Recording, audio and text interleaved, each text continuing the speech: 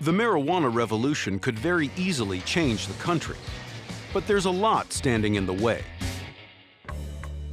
To understand why the status of pot is so contested, we need to trace the long, strange trip showing how cannabis became America's most controversial and lucrative plant. Marijuana and the United States go hand in hand. Our founding fathers, Thomas Jefferson, George Washington, and a number of others, grew what was called Indian hemp. George Washington had over 100 hemp plants at Mount Vernon. The hemp grown by our first American presidents was an industrial cash crop, perfect for making strong fiber that could be used for rope, sails, clothing, even paper, but not for smoking. The plants that you use to make the rope and the fiber have low THC levels and they don't get people high. While some early Americans made a fortune cultivating cannabis for industrial use, others began making big profits selling it as medicine.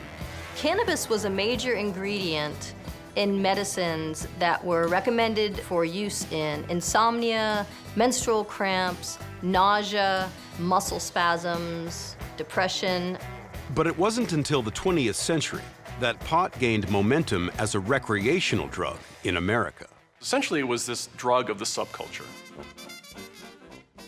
It was a drug that was popular among jazz musicians. It was a drug that was used by Mexican immigrants in the American Southwest. Those against the drug used pot's association with both groups to frighten mainstream America. The first thing that they did, which is very important, is that they changed the name to marijuana. They made it sound like a Spanish word so that people would start thinking about the Mexican migrant workers and the black jazz musicians who are smoking this plant, and oh, they're gonna rape your white women, and we have to make this illegal. The backlash grew during the Great Depression, and in the mid-1930s, states looked to the federal government to stop the drug from spreading. The first drug czar, a guy named Harry J. Anslinger, totally vilified marijuana. 95% of all addiction is caused by bad association.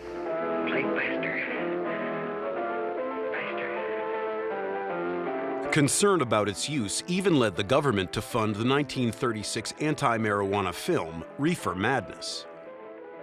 It was designed to terrify you into never imagining trying marijuana, because if you did, one time could turn you into a drug-addicted zombie. The campaign against the so-called evil weed culminated in Congress passing the Marijuana Tax Act in 1937, which essentially prohibited the sale and use of cannabis throughout America.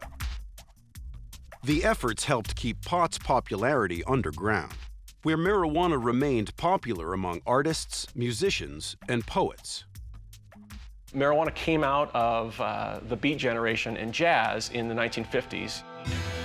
And then they sort of brought it into the counterculture and the emerging hippie scene.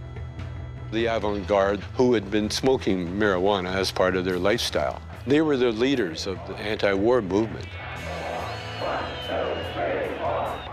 As the Vietnam War divided America, smoking marijuana was now seen as a political act. Marijuana should be made legal now! Now! Many in the conservative chain of command believed that to quash the anti-war protesters, you had to go after their drug of choice. Drugs are alarmingly on the increase in use among our young people. This is a national problem. It requires an urgent action on the part of the federal government.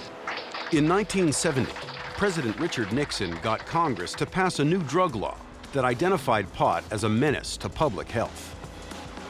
Nixon administration placed marijuana in Schedule I with heroin and LSD and a whole bunch of other really dangerous addictive drugs. If Nixon launched the war on drugs, it was Ronald Reagan who picked up the torch and ran with it a decade later, appointing his wife Nancy its spokesperson. Her message was clear. Just say no.